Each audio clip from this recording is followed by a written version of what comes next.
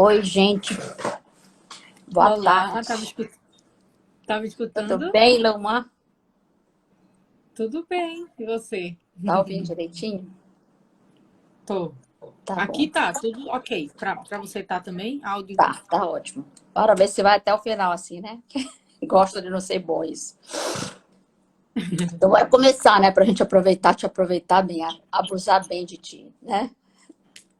Então, vou me apresentar para quem não me conhece. Bom, aqui tem a maior parte vai ter aluno, professores, mas de qualquer jeito, eu sou Lourdes Barbosa, sou professora do Departamento de Hotelaria e Turismo da Universidade Federal de Pernambuco. E a gente está com essa proposta de debater alguns temas que são de interesse do público em geral e temas que a gente tem tratado também, de alguma forma, dentro da universidade. A gente convidou para bater esse papo com a Luma Santos, né, que é a nossa ex-aluna, e é um prazer enorme estar aqui com ela, e eu já agradeço essa oportunidade que ela nos deu de falar com a gente. Eu queria que a Luma se apresentasse um pouquinho e contasse um pouco da história dela até aqui onde ela começou, até um pouco tempo atrás, que ela começou a trabalhar com essa temática. E depois a gente entra no assunto especificamente. Tá, Luma? Certo. Quero dizer também, agradecer, né, o convite, dizer que é uma honra estar aqui, que eu sempre, assim, adorei o curso de hotelaria. A gente, quando estava conversando, né, um pouco sobre esse momento aqui, eu falei como o curso é completo, né, e como realmente a formação em hotelaria agregou na minha vida. E sou muito grata realmente por esse espaço, né? E por estar aqui com Lourdes, que eu sempre admirei muito. E aí, né, me apresentando para vocês, meu nome é Luma, como o Lourdes falou, minha primeira formação foi no curso de hotelaria, né, na Federal, dentro no DHT. E depois disso, vou ser bem sucinta, né? Mas eu trabalhava em hotel, trabalhei em dois hotéis aqui em Recife, né? Em redes que são conhecidas, até na Marriott, que é internacional, que era meu grande sonho até dentro da hotelaria, era trabalhar na Marriott e eu trabalhei aqui. Mas eu fui vendo que a longo prazo a hotelaria talvez não me desse o que eu pensava, né? Antes eu queria conquistar o mundo, esse desejo mais adolescente de sair pelo mundo inteiro, trabalhando, viajando, e aí depois essa coisa de formar família, casar e tudo, eu deixei um pouco esse plano de lado, né? E aí vieram algumas por questões pessoais mesmo, onde eu tive uma gastrite que foi bem insistente na minha adolescência, algumas questões de dores, questões do trato gastrointestinal, né? Com outras questões intestinais também. Hoje eu descobri o que eu tenho. Eu mesmo descobri o que eu tinha, que é síndrome do intestino irritado, mas na época eu não sabia. Então eu tinha distensão abdominal, tinha algumas dores, enfim. E aí eu comecei a estudar nutrição meio que sozinha mesmo, porque eu resisti a entrar novamente em outro curso, em outra graduação, porque eu disse, meu Deus, outra graduação, depois de, acho que já fazia uns 3, 4 anos que eu estava formada, né? Então, eu resisti um pouco, mas aí, graças à minha terapeuta, à minha psicóloga, tive coragem, entrei, estou finalizando, né, esse ano. Mas eu já entrei na nutrição com um pensamento um pouco diferente, talvez, das pessoas que entram, pela maturidade, eu acho, né, idade mesmo. Mas também porque eu era uma pessoa que vinha de muitas dietas. Eu fui uma adolescente que queria ser sempre mais magra, porque eu reformei, eu menstruei muito cedo e eu reformei o corpo muito cedo. Então eu era bem diferente das minhas amigas assim da minha idade, né? Então meu corpo já era todo, digamos assim, o corpo que eu tenho hoje, eu tinha ele, sei lá, com 13 anos, né? E isso me incomodava muito. Então eu sempre fiz dieta e queria emagrecer e eu falava, poxa, isso não é possível que nutrição seja só isso. Então eu já tinha uma visão de que assim, que as pessoas estavam ficando muito loucas, eu achava assim, porque eu dizia, meu Deus, antigamente ninguém falava disso. A nutrição é uma formação que veio da medicina, né? Veio de dentro de hospitais, mas Tem um quando a foco gente muito na saúde, né? Agora está mudando um pouquinho isso, mas o foco é bem saúde hospitalar sim, mesmo. Só que, então, então tem esse modelo muito assim, você faz isso, isso e isso para chegar nisso, sabe? É tudo muito. E eu falei, não é isso, sabe? Eu achava que tinha alguma coisa a mais, e eu falei, não, e aí eu vou entrar nesse curso porque eu quero descobrir, mas eu quero um novo olhar para isso, né? E aí eu descobri a Sophie Derham, que é uma nutricionista francesa, mas que mora no Brasil há muitos anos, que escreveu um livro muito legal, que é O Peso das Dietas. Eu recomendo muito, muito, muito esse livro. É um livro bem legal, não é para profissionais, é para todo mundo, né?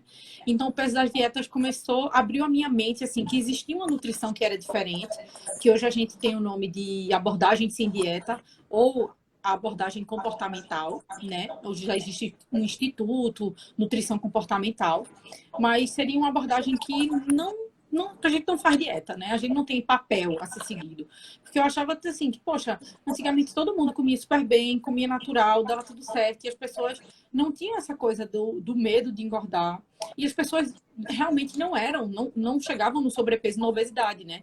E a gente tem nos últimos 20 anos uma prevalência crescente, né, de obesidade, sobrepeso e obesidade, e de doenças, né, crônicas relacionadas a essas comorbidades. Então, realmente a gente teve um aumento muito grande e é quando a gente mais fala de saúde, quando a gente mais fala de exercício físico e de se alimentar, né, saudável, sempre essa coisa do saudável, e as pessoas engordando tanto. Então, para mim, isso é, assim, é muito dicotômico, né? E aí foi quando eu comecei a Para olhar todo para essa mundo, né? outra abordagem. Pode falar. Não, isso para todo mundo tem esse dilema hoje, né? Porque a É, sociedade e cobra aí, muito a coisa física, a coisa do padrão, da beleza, né? Mas não, e aí a gente. por exemplo, na universidade que você fez, tá fazendo, né? Já tem uma disciplina, ou já tem um curso de nutrição com essa abordagem total, ou é alguma coisa que está começando agora? Tá começando agora. Ainda tem duas disciplinas dentro do curso, né? Que, que abordam isso, assim, que falam disso, mas a base do curso ainda é muito prescritiva, que a gente chama. É muito nessa estrutura ainda de dieta. Ai, Alexandre, saudades. Pronto, então a Luma fez um pouquinho, né, de como ela chegou, mas ela não disse a palavrinha central da nossa conversa aqui, né? Mas ela falou que a partir dessa necessidade de buscar alguma coisa, ela encontrou essa, não sei se eu posso chamar de abordagem, filosofia, Pode falar, que é o abordagem. mindful Abordagem. eating, né? Então, a Uhum. abordagem do mindful eating é essa abordagem que talvez preencha a lacuna que você tanto procurava. Aí eu queria que você falasse um pouco o que é isso, qual é esse conceito, qual é essa abordagem, qual é essa filosofia, o que que abarca essa nova forma de pensar a relação com a alimentação. Então, o mindful eating, na tradução literal, a gente traz como comer consciente, né? Porque o mindful eating, ele tem a base dele no mindfulness. E o que é mindfulness? Atenção plena. É eu estar aqui no momento presente. Então, é eu não estar pensando no passado nem no futuro, certo? Então, é eu estar conectado também com tudo que eu estou sentindo, como está meu corpo agora nesse momento, né?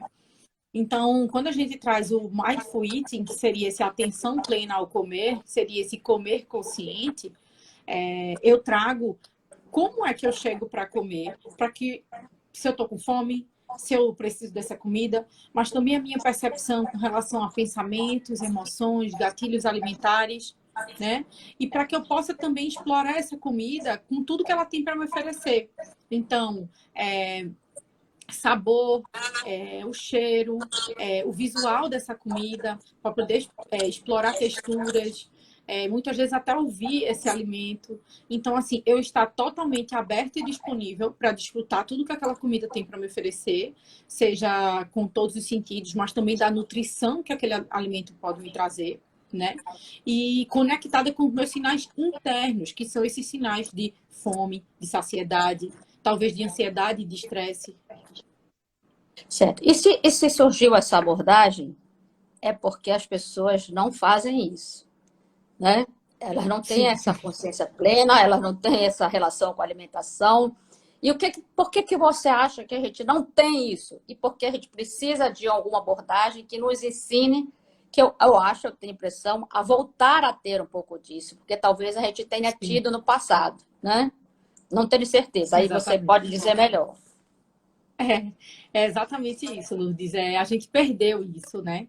E a gente perde isso em dois momentos. A gente perde isso na evolução mesmo histórica, se a gente for pensar, porque em algum momento, sim, a gente comia muito baseado na fome. Então, se a gente não tem fome, a gente não comia, né? E a gente vai perdendo isso com a Revolução Industrial, com a necessidade da mulher ir para o mercado de trabalho, com a questão do capitalismo, com a evolução também quando a gente tem restaurantes, self-services, e aí aumenta também o tamanho da louça, do prato, porque precisa que a gente consuma mais. Quanto mais a gente come, mais dinheiro a gente gera. Então, vem essa sociedade de autoconsumo que faz com que a gente ache que a gente precisa de muito mais do que a gente realmente precisa, né?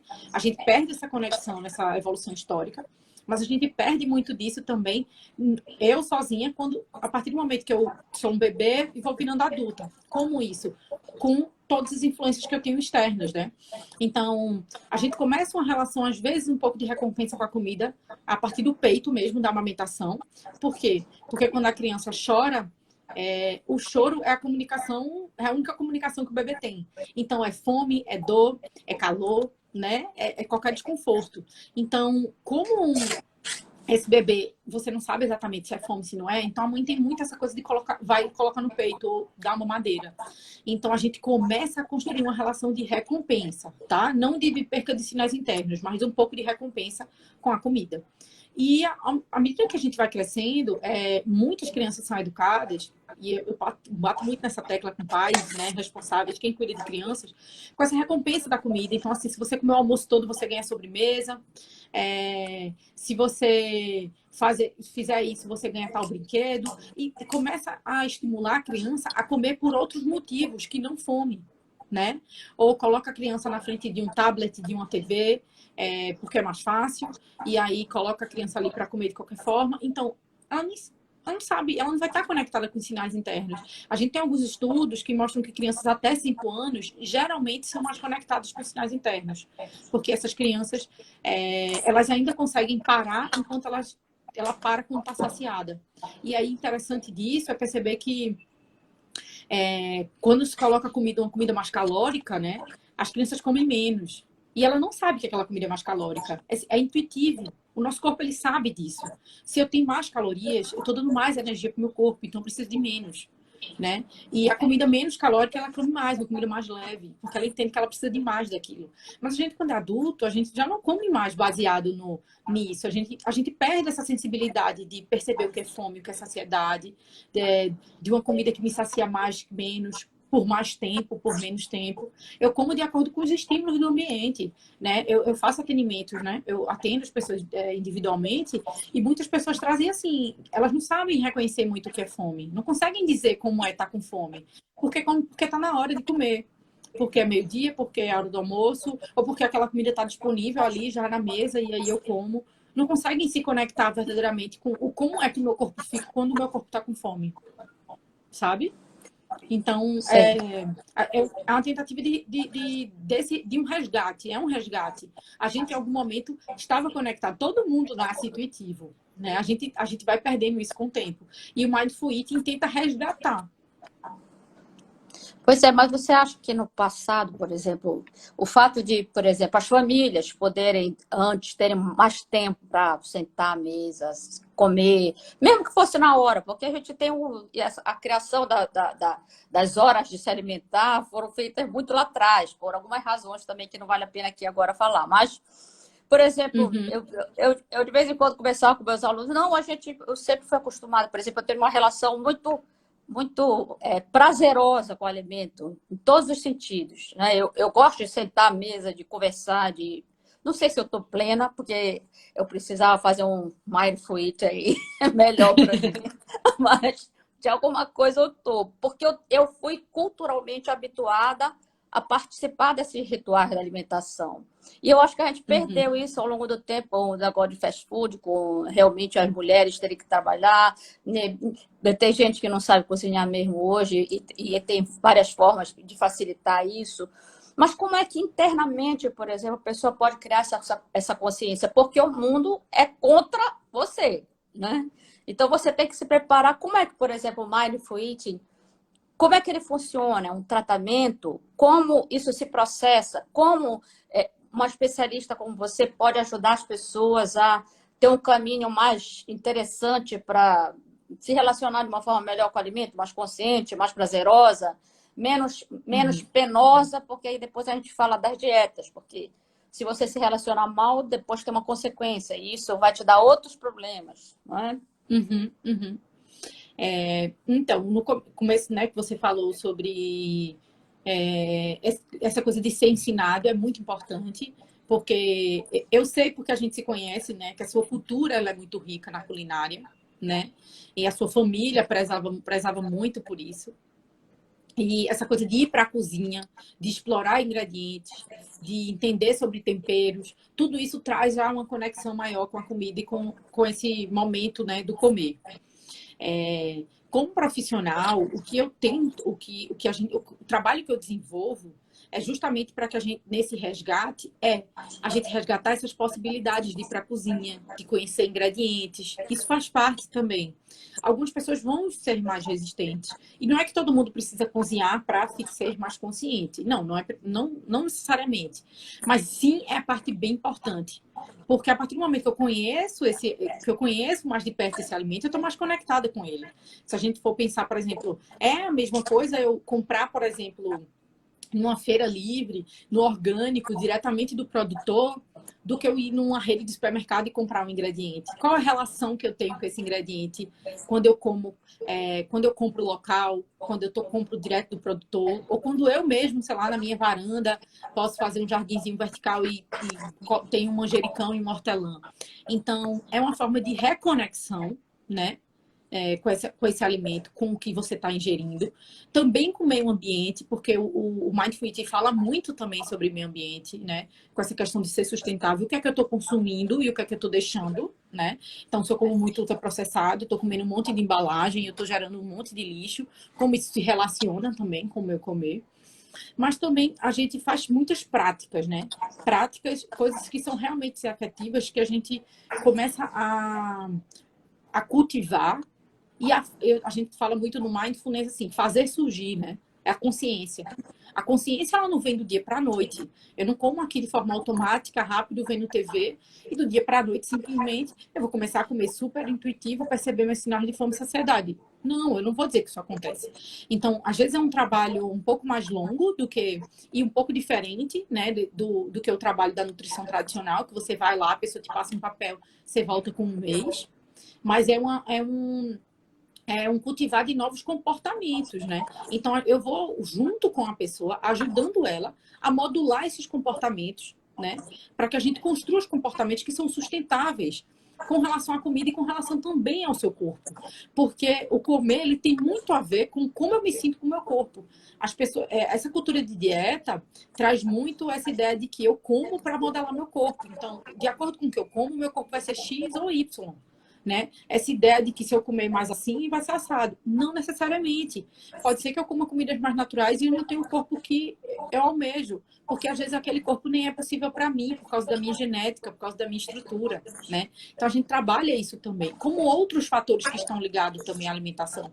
Como sono, né? Estresse, atividade física. Então a gente eu trabalho na tentativa justamente desse equilíbrio como um todo, né? Da gente equilibrar o social, mente e corpo. Então, eu ter uma rotina diária saudável, de exercício, de alimentação, de sono, esses cuidados psicológicos, né? A gente ter, por exemplo, se você precisar, né, uma terapia, psicólogo, outros tipos de terapias alternativas mesmo, que seja, que teu psicológico esteja bem, nível de estresse do trabalho também mais controlado, e tua vida social, e tudo isso dentro de um modo que seja possível viver. Porque muitas vezes essa estrutura de dieta não contempla a tua vida social, não contempla, às vezes, até a tua realidade de vida, de trabalho, de horário, né? Hoje a gente é muito, como você mesmo falou, antes a gente tinha mulher em casa, ela cozinhava, tudo mais, agora está todo mundo na rua, passa o dia inteiro fora. Então, criar estratégias para que seja possível você se alimentar de uma forma mais natural, né? Não, ainda E tem, que ainda tem a estrutura das famílias, né? Hoje você não tem mais essa. A mãe está lá alimentando, mas daqui a pouco pode não ter o pai também. Então, isso tudo modificou a cabeça das pessoas também. Uhum. Mas aí, A gente tem.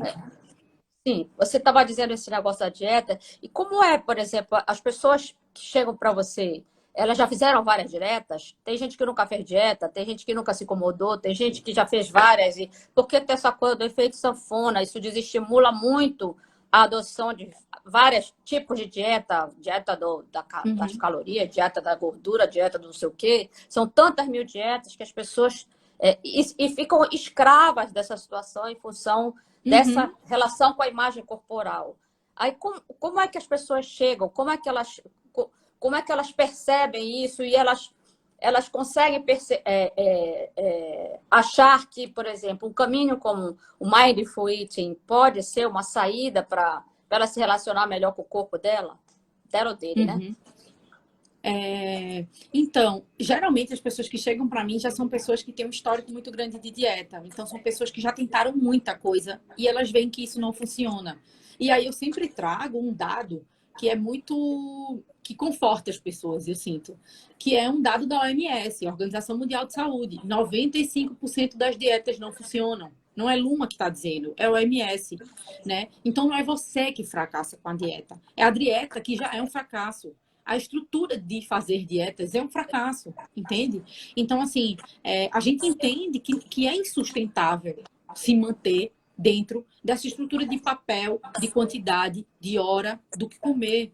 A gente não tem variedade de nutriente, a monotonia alimentar é um saco, a restrição calórica de doce ou de gordura, né? Sempre tem o foco da dieta, sempre, no geral, na verdade, a gente sempre tem restrição calórica, mas algumas mais de carboidrato, outras de gordura, né? Outras, né? Então, a gente não consegue a longo prazo sustentar isso, né? E algumas pessoas até conseguem, mas elas desenvolvem transtornos alimentares, questões psicológicas que têm que depois ser tratadas com psiquiatra, inclusive, né? Então, a gente tem. Se eu olhar para você assim e dissesse, poxa, o que seria ideal? O que seria maravilhoso? Eu comer baseado na minha fome, na saciedade, né? Comer quando eu só tô a fim de comer, quando eu preciso comer, parar de comer quando eu não preciso mais.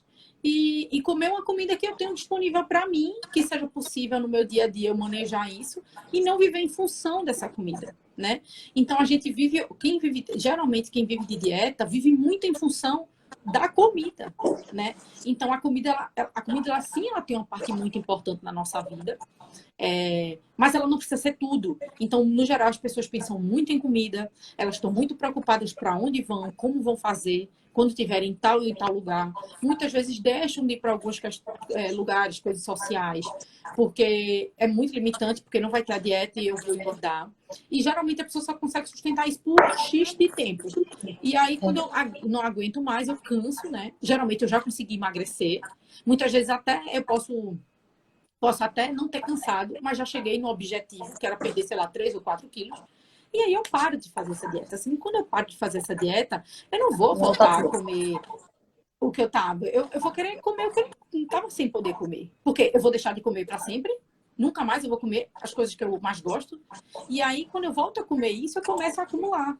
E aí, o corpo muda muito. Porque quando a gente tem a dieta, quando a gente tem a restrição calórica, a gente tem a diminuição do metabolismo e o aumento da fome. Então, quando você volta a comer com mais apetite, você tem mais apetite e você está com o metabolismo mais baixo. Você volta a comer e você ganha. Então, a primeira dieta que você fez, você tinha 60, você queria ficar com 58. Quando você chegou no 58 e liberou, você vai para 62. Aí você faz a próxima para chegar no 60, que era o número, né, inicial que você tinha. Então, se você for pensando, qualquer pessoa que tem um histórico muito grande de dieta, imagina qual foi o primeiro peso que você fez, sua primeira dieta. Quantos quilos você tinha? quantos quilos você tem agora? É muito difícil que eu conheça alguém que tenha menos do que quando ela tinha na primeira dieta. E às vezes o que a pessoa só quer é só voltar para aquele peso que ela começou tudo, que hoje ela acha que não é mais um problema. E isso tem muito também da questão da insatisfação corporal, que é uma construção social, uma cobrança muito grande da mulher, principalmente, né, no corpo da mulher, desse corpo que é muito ornamento, que é esse corpo que tem que ser bonito aos olhos dos outros, né? E não de um corpo que é funcional. A gente, principalmente para o homem, ele traz um pouco desse corpo que é mais funcional, né? Mas aí traz muito essa composição corporal, a força, né? Músculo, essa cobrança em cima disso. E para a mulher, esse corpo que é delicado, que é fino, assim, na verdade, sempre muda, né? Já foi um corpo mais magro, hoje é uma coisa meio musa fitness, né? Que é essa coisa do esse estilo mais. Já foi aquela coisa paniquete, que era bem exageradona, e aí agora, enfim, vai sempre mudando, mas é São os sempre. ciclos, né? São os ciclos da É, moda que influenciam as pessoas. Tem duas sempre tem perguntinhas, um Luma. lugar a chegar, né? Pode falar. Tem duas perguntinhas da Viviane, que ela está perguntando como as pessoas têm se comportado assim nesse teu contexto, né? Na relação contigo, nesse período da pandemia. Quer dizer, se a gente já tem uma relação meio complexa com o alimento, nessas restrições que nós estamos tendo de forma de comprar, de onde comprar, delivery, etc., se as pessoas estão manifestando algum comportamento diferente ou angustiadas com alguma coisa, como estão se comportando nisso? A ideia de restrição já traz para o nosso cérebro essa coisa da ameaça, né?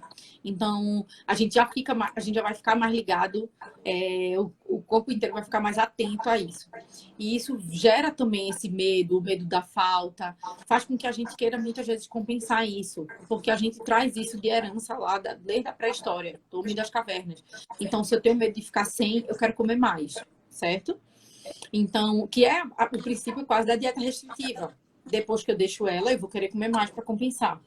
Então, nesse momento que a gente está com muitas restrições, pode ser sim que aumente muito, a gente chama de comer emocional, que é esse comer baseado em ansiedade, no estresse, nesse medo da falta.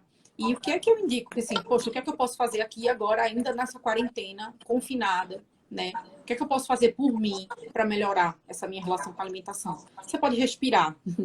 E parece muito pouco, mas é algo muito precioso.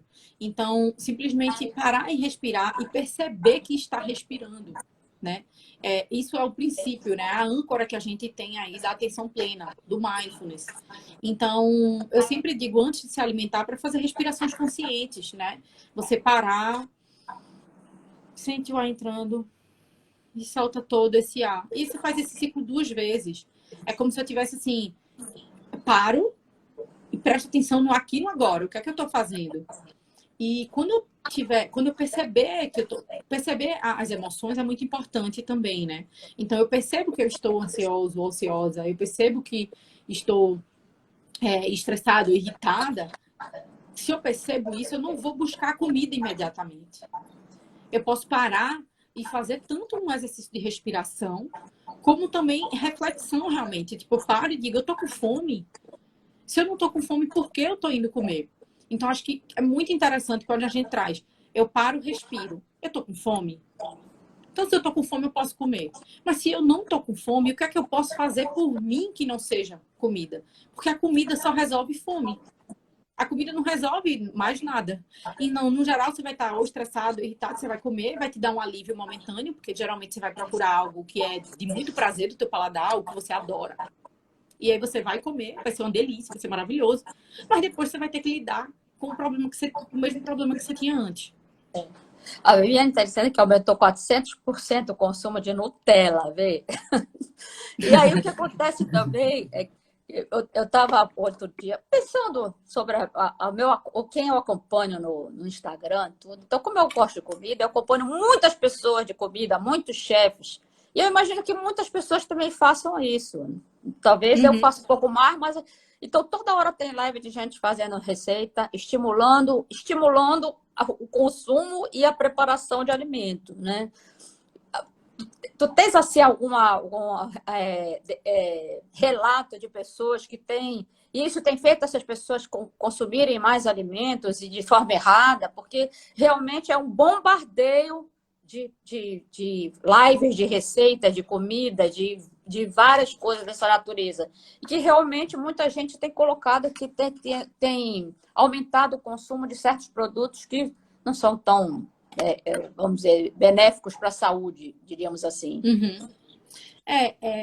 Na verdade, o que a gente tem atualmente é um estímulo muito grande, esse estímulo digital, visual, né, da mídia em geral, seja televisão, seja celular, seja computador. Só E isso de que essa álcool, massa né? Também, só complementando, de álcool também a Simone está colocando. Realmente, o consumo de Ah, álcool também tem sido estimulado, e álcool também é um tipo de alimento que precisa ser restringido, de sim, certa forma. é uma Por várias fuga, né? razões, É uma não. fuga. Sim, É diga. sempre essa ideia de alívio, né?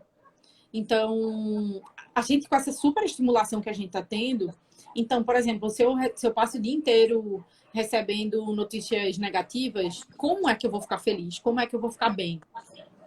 Começa daí. Então, o dia todo eu fico vendo, sei lá, jornal.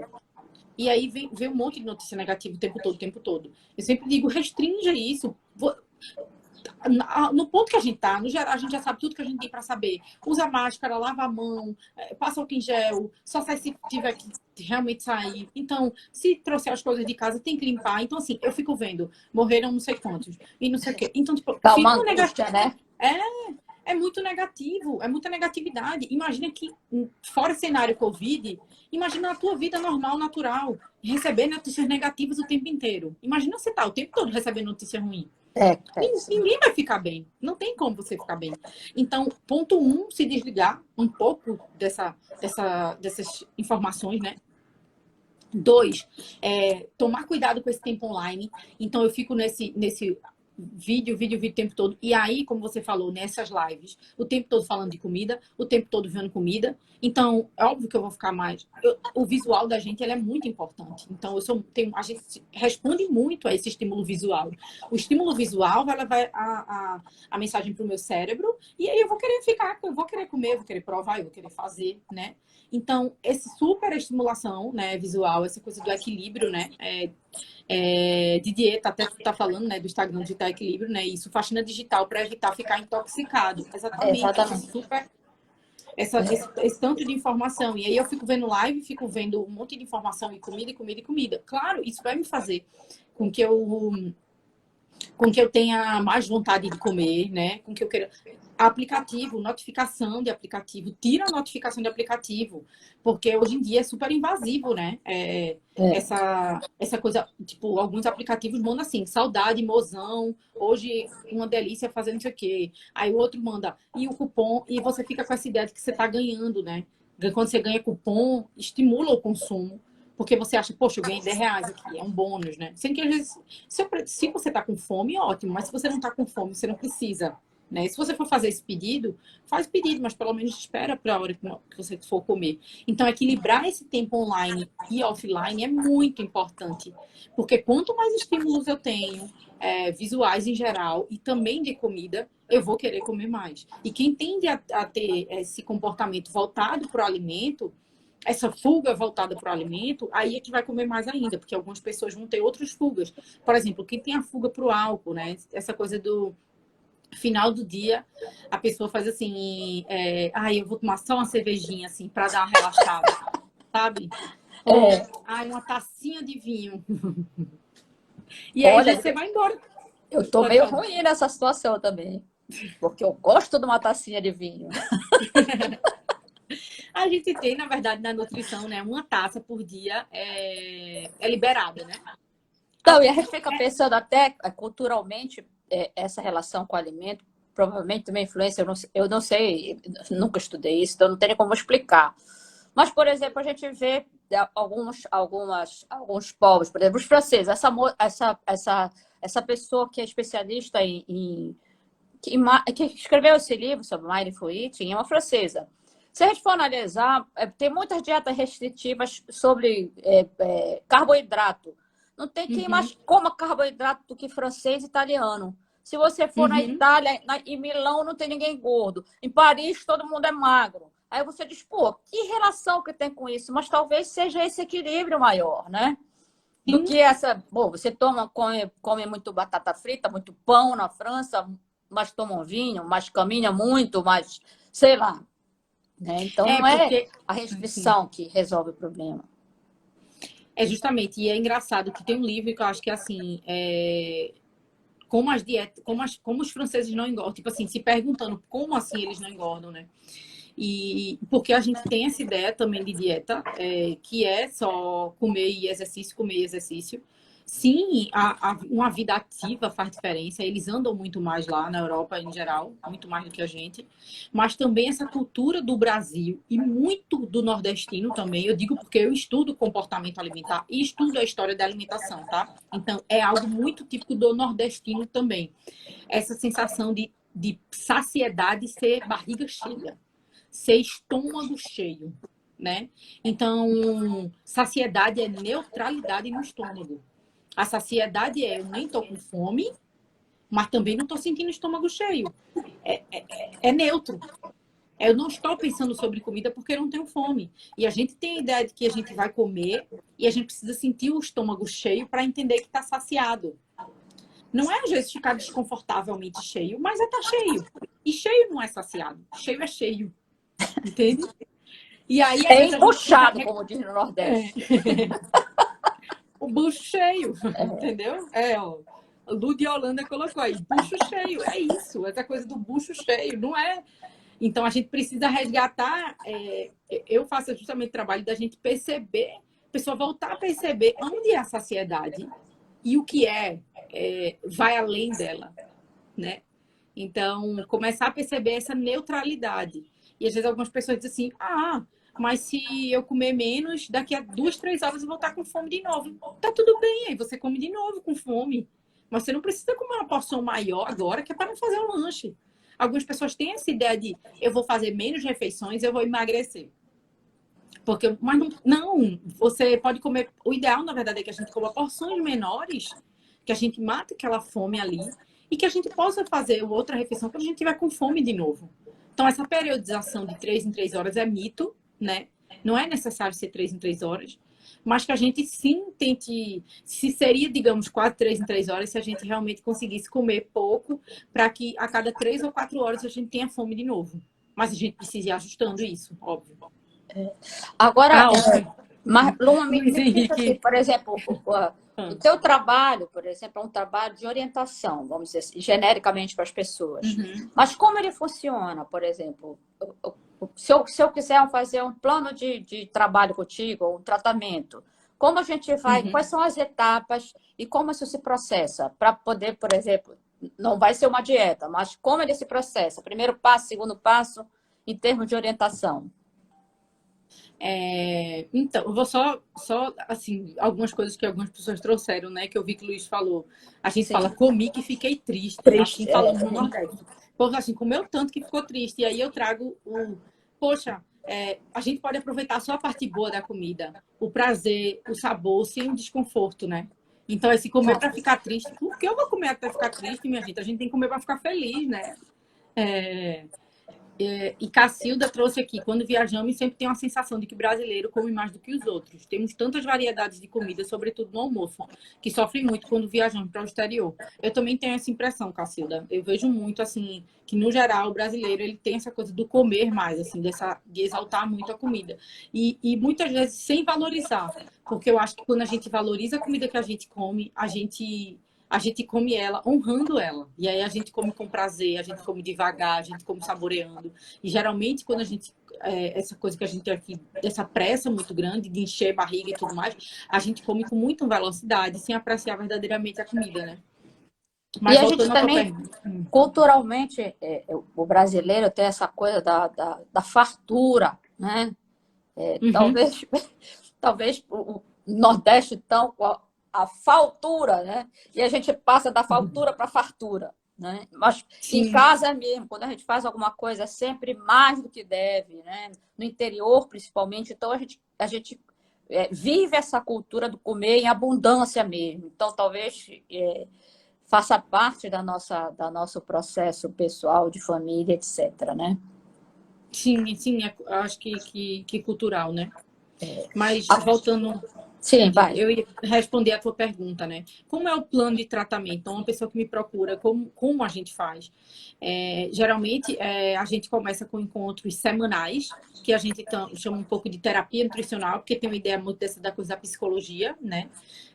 Eu não entro num campo que não me cabe, tá? Eu entro no campo que me cabe dentro da alimentação, do que essa alimentação representa. Então, a gente vai resgatar como é a tua história, a história da tua família, a questão genética, muitas vezes. Obviamente, sempre trabalhando os pontos que a pessoa trouxer, né? Se a pessoa trouxer emagrecimento, se a pessoa trouxer uma compulsão por doce, enfim, relação, por exemplo, não consigo ver uma comida e não comer, mesmo que eu não esteja com fome nenhuma. Então, a gente vai cuidando do que a pessoa traz, de acordo com o que ela traz. Em cima de metas também, né? Em cima de mudança de comportamento. Eu acho que a grande chave é essa, assim, é mudança de comportamento. Eu uso muito mindfulness, que é um pouco da respiração consciente, práticas que são guiadas. Então, a gente faz prática com alimento para que a pessoa perceba, para que a gente explore essa coisa do cheiro, do sabor, do visual, né? De como você trabalha esses estímulos dentro da alimentação. E a gente vai fazendo esses encontros semanais até que a coisa, digamos assim, fique mais tranquila. E por que semanais? Porque para você construir um novo hábito, uma mudança, às vezes, de coisa que você faz há 20, 30 anos, exige uma proximidade, exige um esforço maior. Por isso que é importante que eu esteja mais junto. Com o tempo, quando você vai introduzindo esses hábitos e vai mudando sua estrutura, né, de comer e tudo, a gente vai espaçando para quinzenal. E quando a coisa já está bem boa, já muito confortável, quando a pessoa acha que já chegou muito no que ela gostaria de chegar, a gente vai para o mensal. Mas antes a gente fica assim, nesse acompanhamento bem de pertinho, vendo como a gente pode mudar a alimentação, por exemplo, descansar talheres, respirar enquanto está mastigando, né? A composição, a montagem desse prato, seja um prato colorido e diverso, né? Explorar texturas, explorar cores, explorar doce, salgado, azedo, amargo. A gente fica muito nessa doce e salgado só. Então, a gente poder explorar mais a alimentação e sempre a inclusão, nunca a restrição.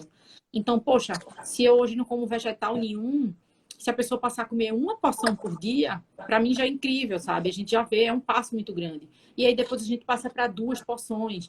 Então, poxa, eu não como nenhuma fruta, eu não gosto de fruta, então a gente vai fazer, eu faço práticas junto com a pessoa. Atualmente só eu estou no atendimento online exclusivo, mas eu faço atendimento consultório, né?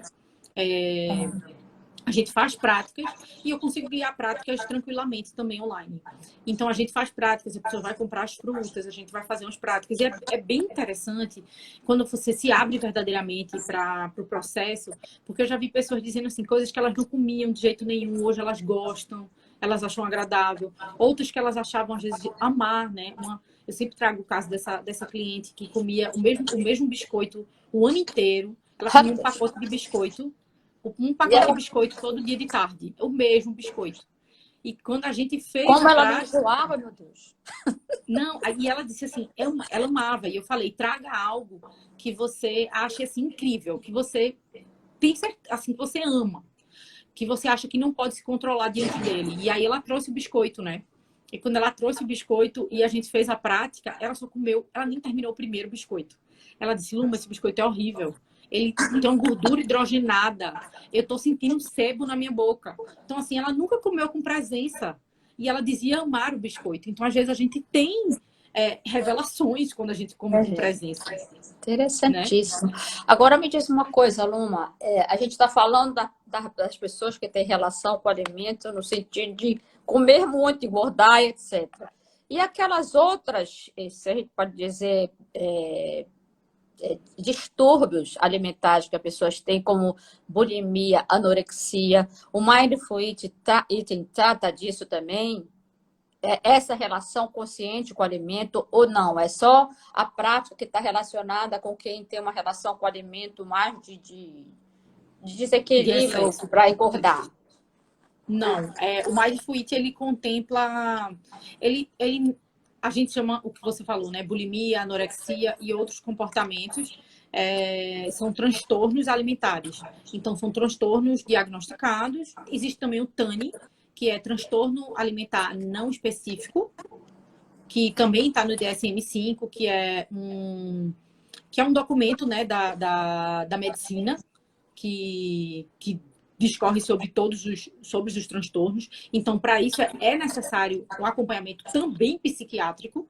Então, a gente pode sim, e o tratamento do Mindful Eating é muito rico para quem tem compulsão. Compulsão é um transtorno alimentar, tá? A bulimia é um transtorno alimentar, então, além do Mindful Eating, eu preciso do acompanhamento de um psiquiatra, né, de um acompanhamento que pode ser com medicação ou não, vai depender da conduta, do nível, tudo isso, e aí, óbvio, o psiquiatra que vai dizer, né, se vai precisar de medicação, mas a anorexia especificamente, geralmente a gente não trata com Mindful Eating. Por quê? Porque a anorexia é a restrição muito severa. E ela tem um mecanismo psicológico diferente dos outros transtornos.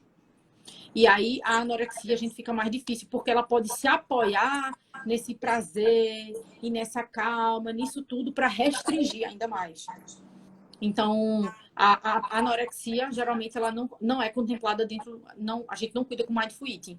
Mas sim, às vezes até para pessoas que são magras, e querem talvez ganhar peso, a gente trata essa relação de entender, né, o funcionamento do teu corpo.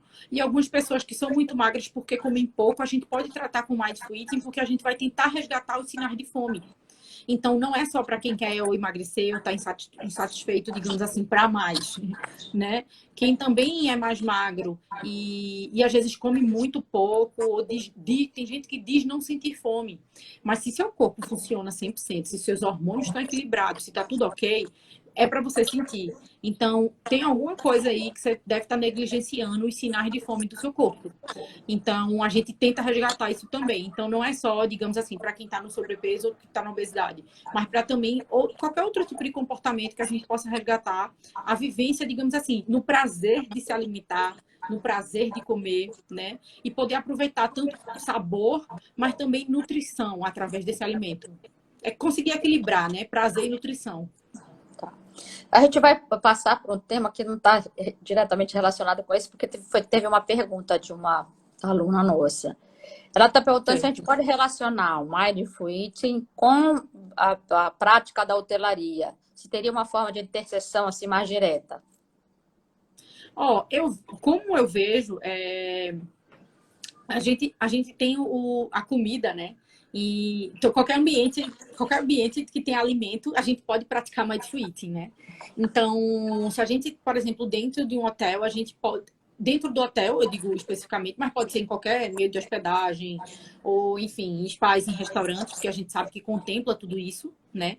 A gente pode, dentro da hotelaria, trabalhar muito essa riqueza de textura, de sabor, de cores, né?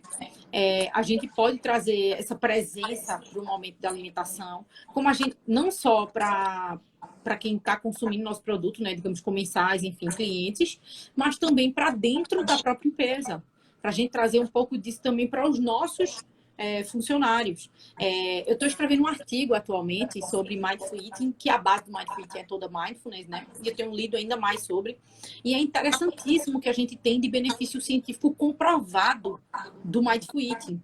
Então, eu tenho uma percepção maior de felicidade, eu tenho melhores relacionamentos interpessoais, eu melhoro o meu relacionamento afetivo, né?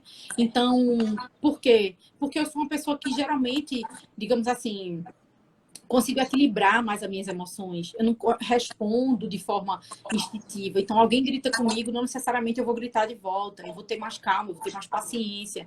Então, a prática diária do Mindfulness e do Mindful Eating, porque praticar Mindful Eating, você está praticando Mindfulness, né? A gente tem essa percepção maior de uma vida que vale a pena ser vivida, a gente fala, né? É uma vida mais feliz, uma vida mais plena, uma vida mais tranquila. Então, se eu trago isso para os meus funcionários, provavelmente eu vou aumentar a qualidade, né, de satisfação desses funcionários dentro da minha empresa. Esses funcionários vão trabalhar mais satisfeitos, mais alegres, vão entregar um trabalho muito melhor. E eu também posso trazer... E o Mindfulness é engraçado. Tem um estudo que mostra... Teve uma pessoa que criou um protocolo de Mindfulness, começou a aplicar, mas ela não praticava Mindfulness. Ela só passava os conceitos e passava as práticas. E aí o grupo dela foi quase que um fracasso, assim. As pessoas não tinham essa qualidade de mindfulness, de atenção plena na vida. E aí eles foram recorrer a uma pessoa, que é John Kabat-Zinn, né, que é o pai, que a gente chama pai do mindfulness. E aí ele pegou e disse assim, o que é que a gente está fazendo de errado? Que o nosso grupo não está dando certo. E ele falou, você pratica? E aí hoje, né, isso foi mais antigo, isso é mais no início da história do mindfulness, mas hoje a gente já tem a comprovação de que se eu, como instrutora, não pratico, a qualidade do o produto do meu paciente, do meu cliente, não vai ser muito bom. Ele não vai conseguir, né, ter esse improvement, né, esse aumento dessa capacidade de mindfulness. Então, eu preciso praticar, né? Eu preciso ter isso em mim para poder passar isso. E é quase como uma coisa de energia mesmo, de corrente, sabe? Então, quanto mais mindfulness eu estou, digamos que eu vou contaminando positivamente o ambiente à minha volta. Claro. Então, quanto mais a gente cultiva o mindfulness, mais a gente está levando isso para os outros também. E é interessante porque eu percebo muito isso na minha casa, né? Como a relação de todo mundo mudou a partir da minha relação. Interessante, Você porque vai... assim, até o ditado que diz faça o que eu digo, mas não faça o que eu faço, nunca funcionou para nada, né? Assim, esse ditado. O Luiz estava colocando, por exemplo, se talvez na relação com a hotelaria isso pudesse ser aplicado nos spas. Mas aí o spa precisaria ter outra concepção também de alimentação, né? Porque hoje a concepção de spa é realmente uma de muita restrição restrição. alimentar, exercício e restrição alimentar. Então precisaria ser um spa com uma nova filosofia. Eu acredito que se fosse um spa, que a gente, por exemplo, o programa que eu sou formada, existem 3 protocolos validados no mundo de Mindful Eating. Eu sou instrutora de um deles, tá? Então, são protocolos, mas todos os protocolos, cada um tem coisas específicas, mas esse protocolo específico, eles são 11 semanas, né? A gente tem uma semana de apresentação do programa e mais 10 semanas que vários temas são tratados. Eu imagino que um SPA que conseguisse promover palestras, discussões, essa questão, porque o conhecimento ele empodera a gente, né?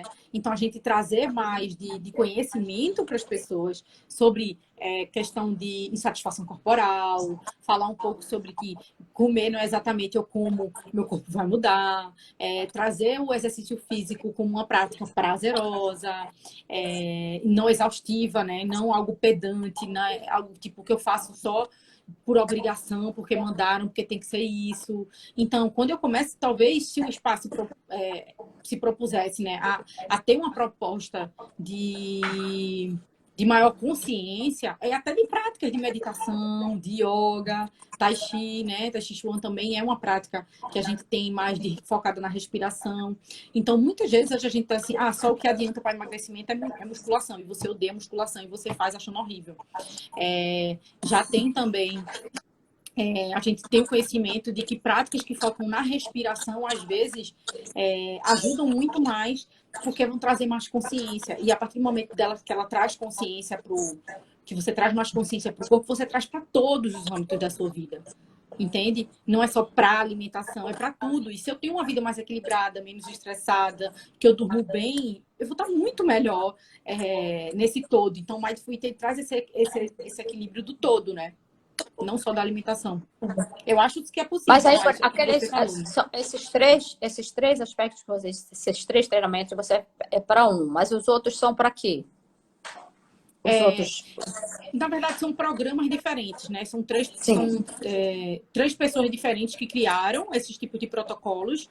Então, por exemplo, tem um protocolo tem outros 2 protocolos que são de 8 semanas. Esse já é um protocolo de 11 e é um protocolo tudo muito bem amarradinho, né? Eu digo assim, tem um protocolo que ele vai dizer o que é que a gente vai discutir, o tipo de prática que a gente faz a cada semana. Então, os outros protocolos, na verdade, eles vão ter também temas a serem abordados e outros tipos de prática. A ideia sempre é que a gente chegue no mesmo ponto, né? Na consciência maior alimentar.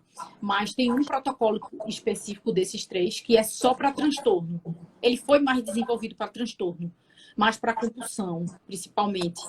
E esse, por exemplo, o que eu sou formada, que é o Eat for Life, ele é do centro-americano. Quem criou ele foi Lynn Ross, que é uma psicóloga. E a ideia dela era diminuir o comer transtornado, né? Tem comprovação científica para diminuição da bulimia também, para compulsão alimentar também. mas você já, até o próprio nome, né? Eat for Life. Então é comendo para a vida. Então é como se fosse assim, é uma forma que eu aprendo a comer e a me relacionar com a comida e com o meu corpo para construir essa relação para minha vida. É uma coisa que vai ficar, entendeu? Isso tem que ser mental, né? O físico é o reflexo da tua consciência para a Sim, relação com a comida, né? Então, sim, mas, por exemplo, a prática da respiração, ela é uma prática que está nesse tratamento permanente. Você sim. aprende com isso ou você tem que fazer, por exemplo, uma yoga separada, ou uma técnica de meditação separada, ou ela é composta nesse programa que se faz com Mindful Eating? Durante o programa, a gente faz as práticas ao vivo, né? A gente faz na hora, a gente pratica muito e também eu mando os áudios, né? A gente tem os áudios, tem aplicativos hoje em dia, que é o Insight Timer, que eu gosto muito, eu sempre indico para as pessoas começarem aos poucos com práticas breves, de 2, 3 minutos de respiração. Mas a gente, no programa, a gente tem práticas específicas e áudios específicos para a gente continuar cultivando essa consciência, até que vire algo mais natural. E aí você vai procurar a prática, porque a gente fala muito de foco, de disciplina, como algo externo. Mas se eu percebo bem que isso traz para o meu corpo, se eu percebo como eu fico quando eu pratico isso, é claro que eu vou procurar por isso, porque eu sei o bem que isso me faz. A gente tira muito essa coisa do externo, da motivação, do hashtag força, foco e fé, né? Que o povo trabalha essa coisa no pain, no gain, pelo amor de Deus, né? Para a gente trazer uma coisa assim, não, se é prazeroso, se é gostoso, se isso me faz bem, eu vou querer mais. Claro, claro, com certeza. Agora, Luma, a gente tem 5 minutinhos para fechar, né? Aí eu queria que você desse uma mensagem assim final para as pessoas, para dizer por que que, por exemplo, por que que você indicaria seguir esse caminho, né? E uma mensagem para as pessoas nessa relação com o alimento. E aí Certo. também deixa o teu contato, diz alguma coisa, como pode te achar, né? Da tua direção aí, que eu acho que é importante para as pessoas saberem. Que é um trabalho inovador, é um trabalho legal, é um trabalho que não, eu vejo aquele Márcio Atala de manhã todo dia na CBN, que ele diz toda hora, quando uma pessoa diz, mas eu estou fazendo o regime do carboidrato, ele diz, meu filho, não dá para viver com restrição alimentar. Aí ele explica, mas não é o foco dele é exercício, né? Uhum, uhum. Obrigada já, todo mundo agradecendo aí. Para me encontrar e mais informações e saber mais sobre, entrar em contato comigo pelo Instagram mesmo, né? Que o meu Instagram que está aqui, Luma Santos, Mindful Eating. Quando acabar a live também vai estar lá meu arroba no DHT, né? Agradeço, né, a todo mundo que esteve presente aqui esse tempo. A mensagem final, eu acho que eu queria dizer é que você que faça algo que faça sentido para a sua vida, né? Então, me parece que restrição, ou viver sem uma coisa ou sem outra, a gente não. Ai, Sérgio, minha gente, desculpa, ele foi meu orientador. Parabéns, Luziluma. Faz tanto tempo que eu não via nada dele. Ele foi meu orientador da minha monografia, meu Deus, eu era uma louca na época. Eu era muito nova, descompensada. Esse bichinho foi tão Você maravilhoso ainda é comigo. nova, Luma. Ainda sou nova, né? Parece que eu falo É, de um lugar. Mas enfim, então faça algo que faça sentido para a sua vida, né? Construa hábitos que sejam sustentáveis. Pense, todas as vezes que você pensar em algo para se engajar de novo, pense, eu vou fazer isso por 1 ano, por 2, por 5 anos. Isso faz sentido para mim. Isso vai fazer viver uma vida melhor, mais feliz, que eu sinta que é uma vida que vale a pena ser vivida. Então, para que você construa hábitos que sejam sustentáveis, que te façam bem verdadeiramente. Quando a gente chegar lá com 80, com 90, se a gente chegar, vai ter valido a pena uma vida em busca de um corpo perfeito, de restrição de carboidrato, de açúcar, de gordura. Então, tente chegar bem, se for para chegar, né, que a gente chegue nessa idade, que a gente chegue bem, né? E que a gente faça, que a gente construa um caminho e uma vida que vale a pena, uma vida que seja prazerosa, com a comida e com tantas outras coisas na nossa vida, né? Então, acho que exatamente. para além do mindful eating, e se a gente traz isso para a comida, trazer isso para a comida também. Então, uma comida que nutra meu corpo, mas que me dê prazer também no paladar. É claro. Prazer em tudo, né, Uma? Ó, Sim, e muito aí, obrigada, foi meu, maravilhoso. também Adorei eu. adorei. Eu espero que todas as pessoas tenham adorado. Obrigado pela audiência aí de vocês, pelo apoio, pelas perguntas, pela participação.